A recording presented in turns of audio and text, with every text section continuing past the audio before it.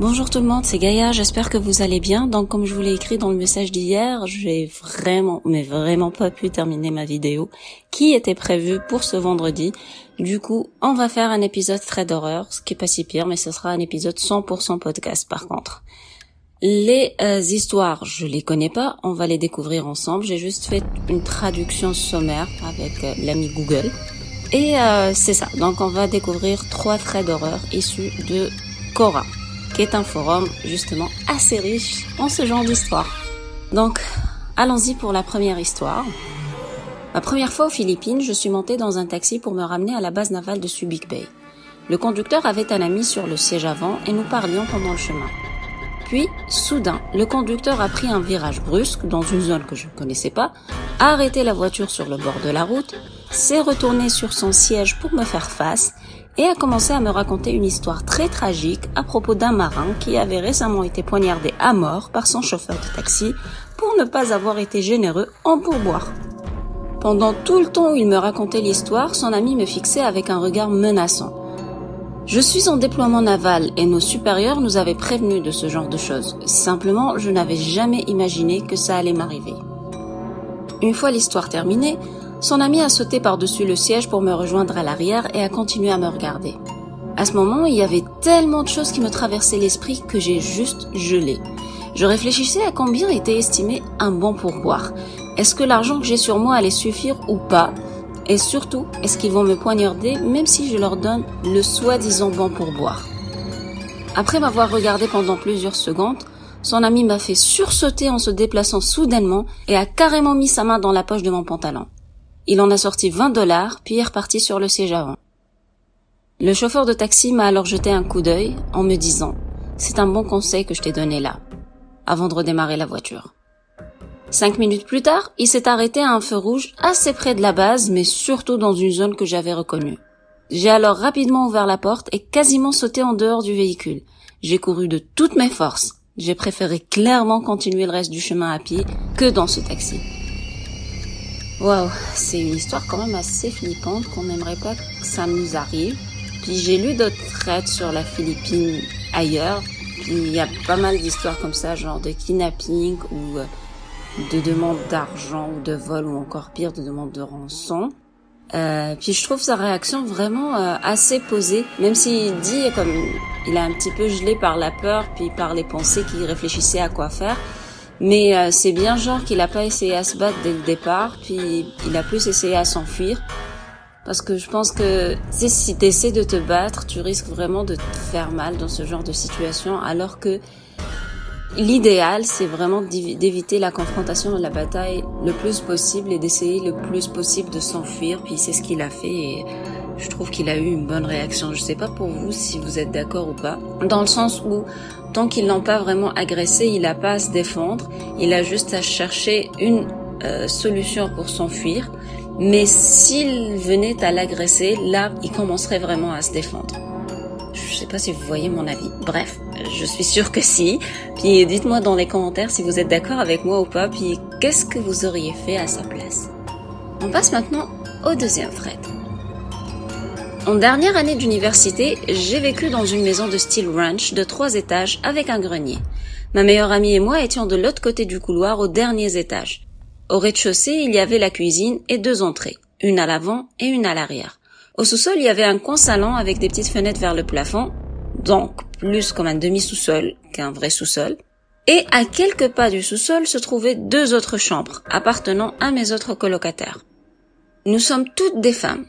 Cette nuit-là, il y avait juste ma meilleure amie, l'une des colocataires du rez-de-chaussée et moi-même dans la maison. J'ai fermé la porte de ma chambre à clé parce qu'il faisait chaud et que je ne voulais rien mettre pour dormir. Et donc, je suis allée me coucher par après. Quelques heures plus tard, je me suis réveillée en sursaut au son de mon ami qui battait ma porte.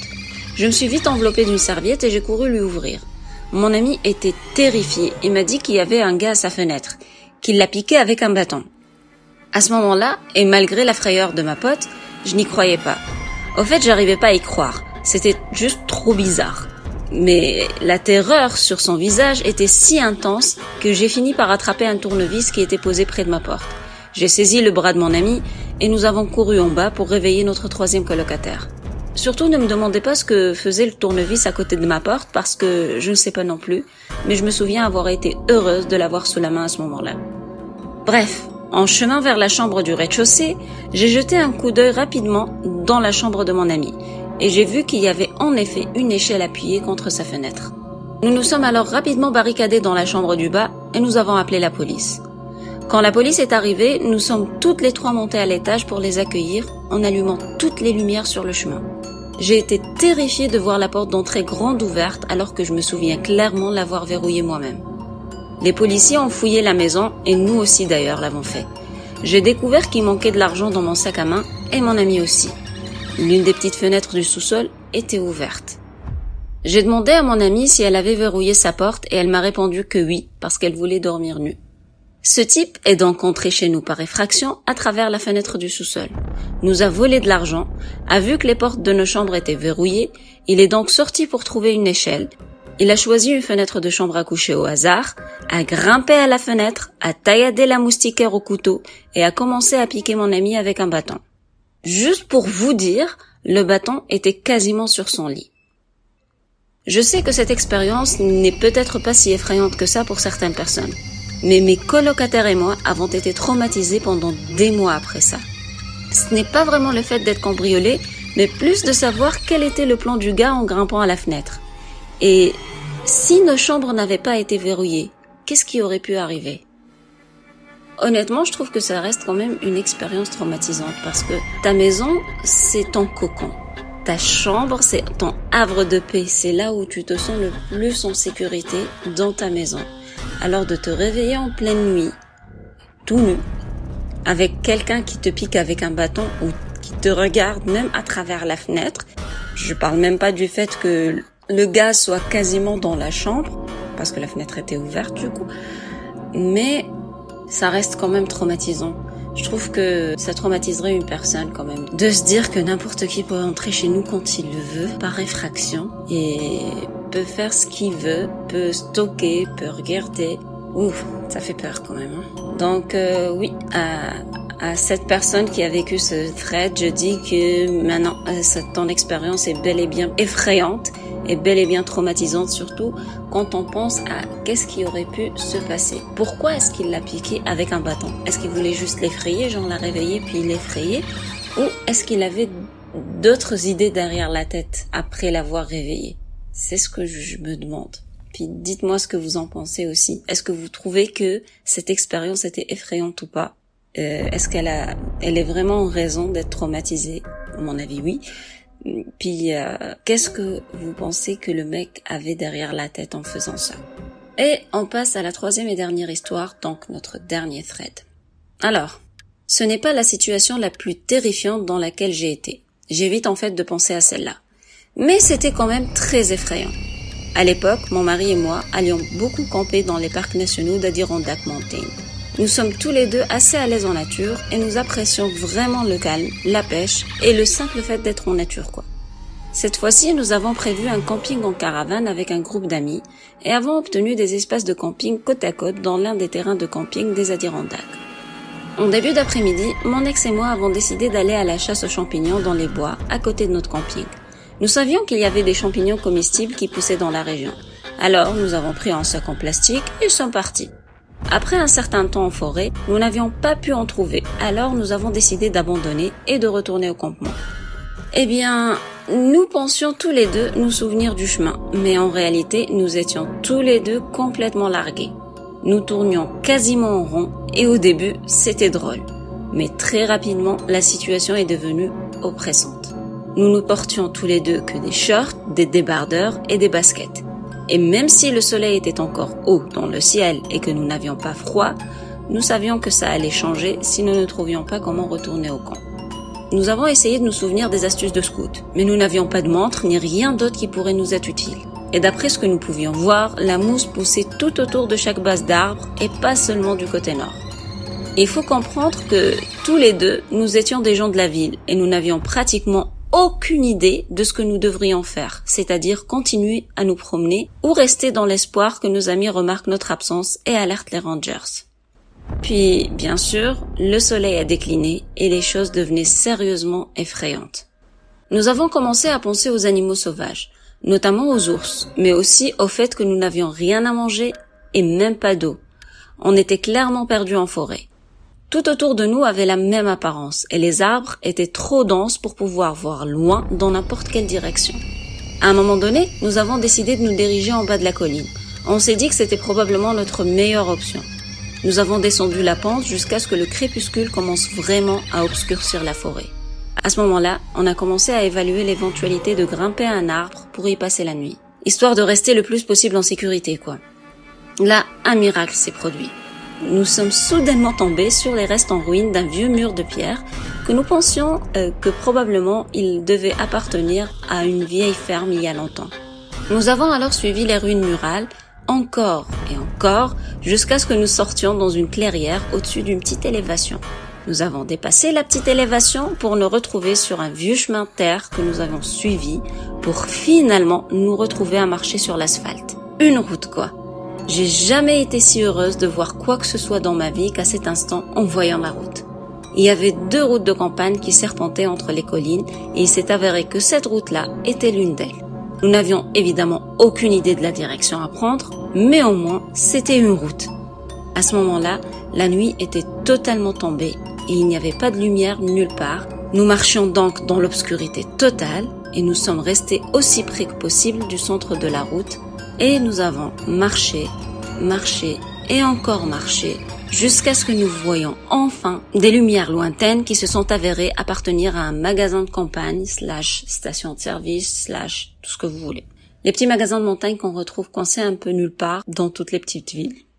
Nous avons pu alors demander notre chemin et l'une des personnes là-bas nous a très gentiment ramenés à notre terrain de camping qui était à environ 6 km de notre position. Nos amis ne s'étaient même pas rendus compte de notre absence. Ils croyaient que nous étions en train de fumer de l'herbe et de jouer à des jeux d'adultes dans les bois. Ce détail vous indique à peu près l'époque des faits et vous montre à quel point nous sous-estimons certaines choses. Cette expérience m'a vraiment appris que c'est facile de se mettre en danger si on n'est pas assez prudent, et ce, peu importe la situation. D'ailleurs, je n'ai plus jamais été dans les bois sans m'assurer d'avoir des trucs de survie de base. Une expérience comme ça est largement suffisante et je sais que nous avions eu beaucoup de chance de nous en sortir vivants et indemnes. Autant j'adore les randonnées, les treks, les road trips et tout ça, et j'apprécie vraiment être dans la nature, autant j'ai vraiment, mais vraiment peur que ça m'arrive de me perdre. Parce que les forêts sont denses, elles sont grandes, et si on se dirige vers la mauvaise direction, on risque de passer des mois et des mois, ou pire, de jamais être retrouvé parce qu'on s'est perdu en forêt. Donc, c'est le genre de frais d'horreur qui m'oppresse carrément, parce que, carrément, c'est une phobie pour moi, de me perdre en forêt, donc je me dis que c'est sûr qu'ils ont eu de la chance d'être retrouvés facilement.